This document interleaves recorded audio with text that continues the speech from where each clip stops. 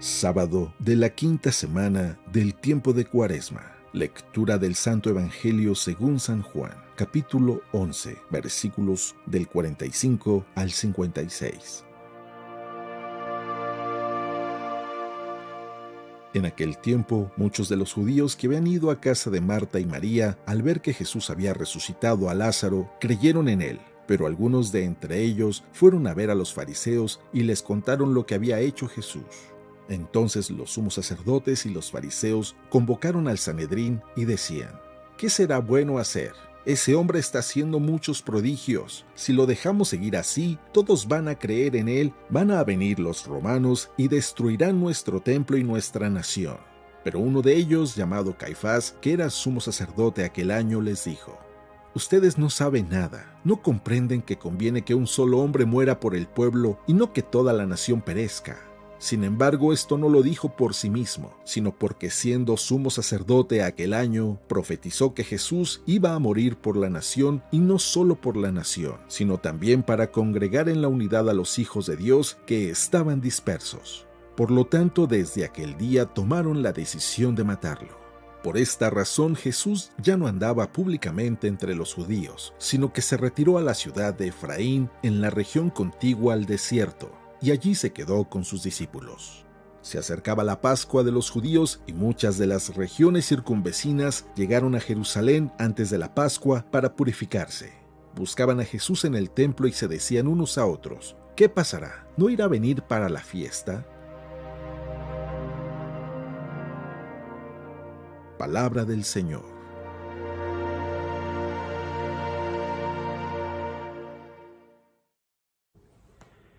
Muy buenos días. Como siempre, el Evangelio trayéndonos palabras de vida, palabras de esperanza. Es que en verdad que no hay peor ciego que aquel que no quiera ver.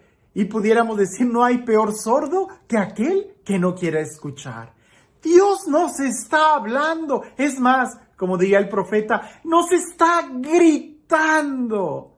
Pero nosotros somos los que a veces nos hacemos sordos. Somos como esos niños caprichudos que frente a la televisión solamente le dicen a su mamá: sí, ahí voy, y ni siquiera están escuchando lo que la mamá les está pidiendo. Albert Einstein decía: Dios no juega a los dados. Hay un propósito para todo. Y aunque podamos decir que a Dios le duele el sufrimiento humano, también podemos decir que si Dios lo permite, es porque cosas mayores puedes sacar de eso que si tratara de ahorrárnoslos. Dios es el único que sabe escribir derecho en renglones torcidos. Y el Evangelio el día de hoy nos habla de una experiencia muy dramática, muy triste, una injusticia que se estaba cometiendo. Y sin embargo, eso fue lo decisivo para mostrar el amor que Dios nos tiene. A pesar de que el corazón humano se puede endurecer como una piedra, no cabe duda que Dios es el autor del corazón humano y Él sabe muy bien cómo poder sacar música aún de los corazones más endurecidos. ¿Cuántas veces no te ha pasado a ti? A mí me ha sucedido que yo pienso que algo que ha sido muy malo para mi vida en realidad se ha convertido en una de las mejores bendiciones en mi vida. Claro, en su momento yo no lo entendía, en su momento yo lo veía como una pérdida, una desgracia. Pero conforme va pasando el tiempo, me voy dando cuenta que ese terreno que quizás era el más feo, es en donde donde pude echar raíces para poder crecer muy alto. Así sucede en la historia. Basta ver la historia del pueblo de Israel para poder ver en esos momentos de dolor del pueblo de Israel, es donde ahí se va fraguando el momento más victorioso y esplendor del pueblo.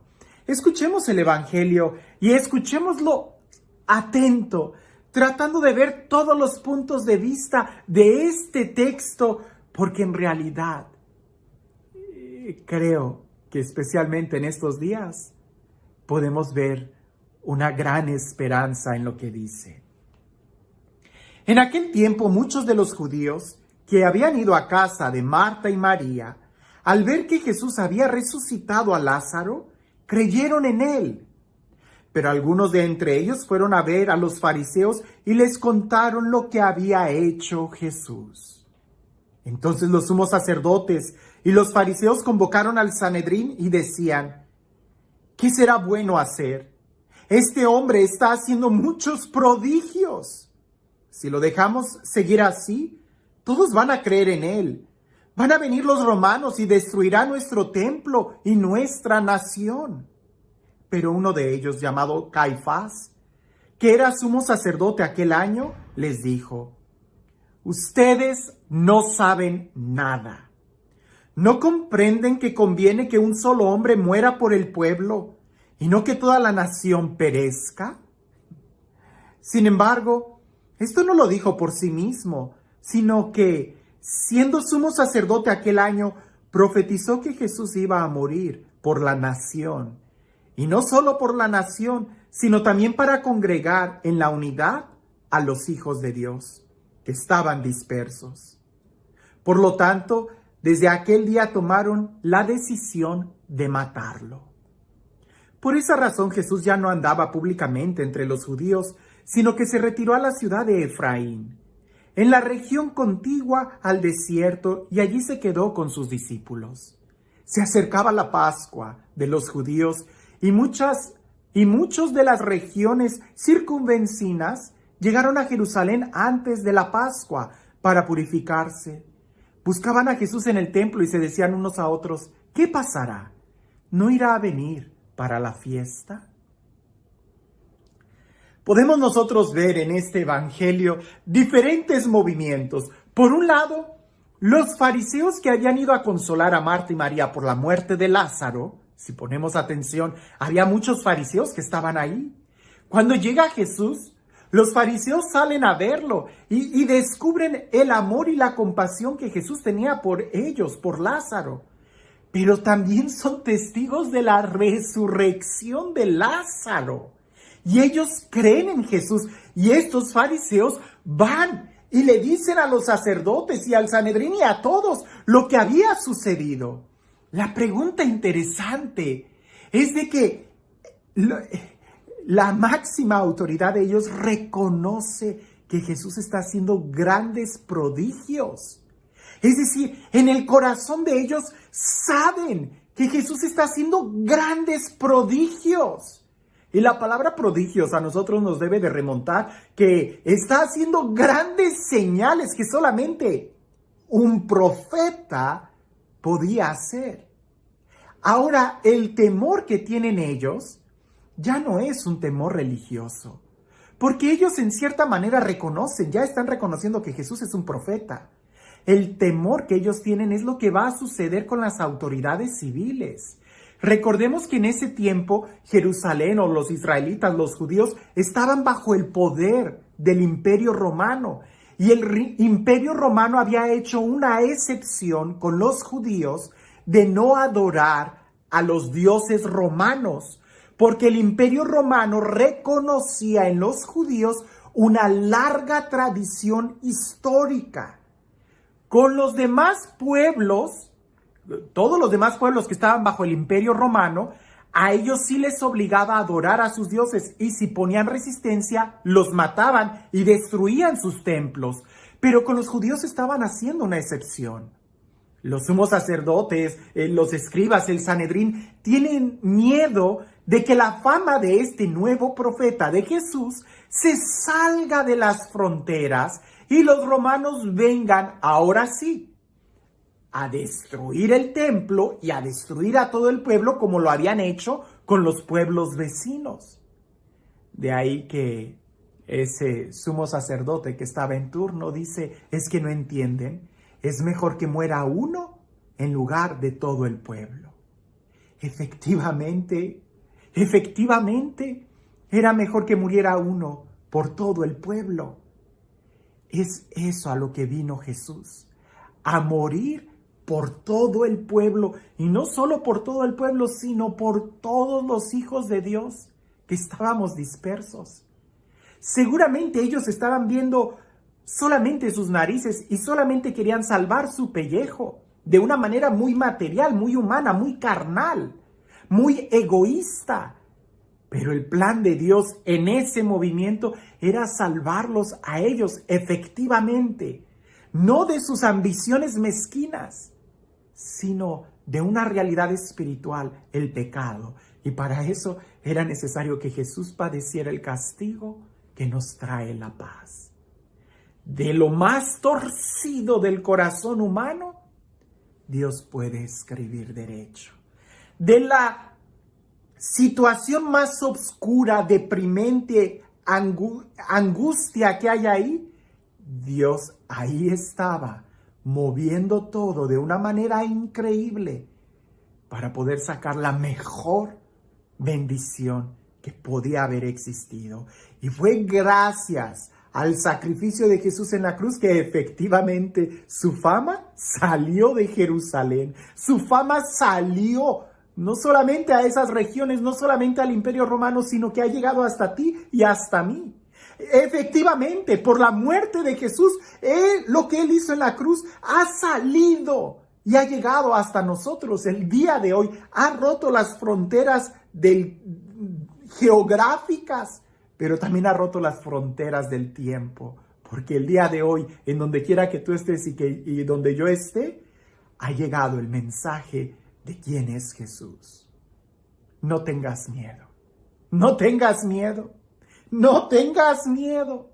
Si tú estás con Dios, si tú eres de los hijos de Dios, créeme, aún en estos momentos podemos dar gracias a Dios, porque Él es fiel. Él es fiel. Y tenemos un Dios que sabe escribir muy derecho, a pesar de las peores miserias humanas que nosotros podamos hacer. Y este Dios, el Dios del amor, el Dios de la vida, el Dios de la gracia, el Dios de la libertad, el Dios de la paz, el Dios de la esperanza, el Dios que sale a nuestro encuentro, el Dios que nos salva, el Dios que tiene puesta su mirada sobre cada uno de nosotros, el Dios que se sabe tu nombre, que sea Él quien el día de hoy te bendiga, en el nombre del Padre, del Hijo y del Espíritu Santo. Por algo suceden las cosas. Cuentan por ahí que un hombre que vivía en una aldea a las afueras de Roma, en aquel entonces cuando existía el Imperio Romano, tenía un caballo. Y ese caballo era el que él usaba para trabajar.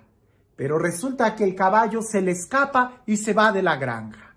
Los demás vecinos le dicen: ¡qué mala suerte has tenido! Ahora ya no tienes caballo. Y aquel hombre dice: por algo suceden las cosas. Resulta que a los pocos días el caballo regresa a su granja, pero regresa con otros 9 caballos silvestres que él pudo apacentar, y ahora ya no tenía uno, sino que tenía 10 caballos. La gente se acercaba y le decía: pero qué afortunado eres, ahora tienes 10 caballos. Y el hombre de la granja respondía: por algo suceden las cosas. Resulta que su hijo, el único hijo que tenía, se sube a uno de los caballos silvestres para trabajar, y el caballo, en un galope que hace, lo tumba y le lastima el pie. Y el hijo queda terriblemente lastimado de un pie, a tal grado que cojeaba, y era evidente que no iba a poder hacer el trabajo de un joven normal de su edad. La gente se acercaba a aquel hombre y le decía: pero qué desafortunado eres, mira lo que le ha pasado a tu hijo, ahora ya no va a poder ayudarte como antes. Aquel hombre de la granja lo único que dice es: por algo suceden las cosas.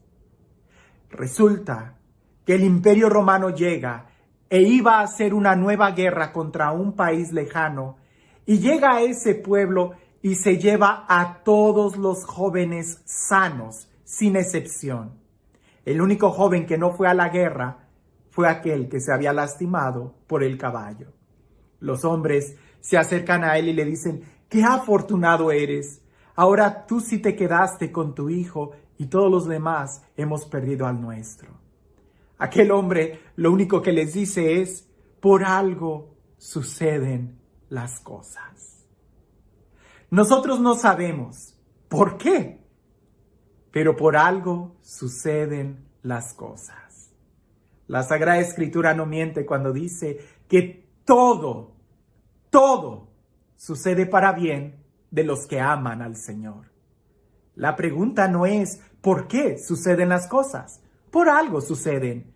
La verdadera pregunta es ¿y nosotros amamos al Señor? Porque si amamos y confiamos en Él, aún en los momentos difíciles, nosotros podemos respirar profundo y darle gracias a Dios, porque sabemos que Él está obrando y cosas buenas vienen hacia nosotros. Que tengas un excelente día.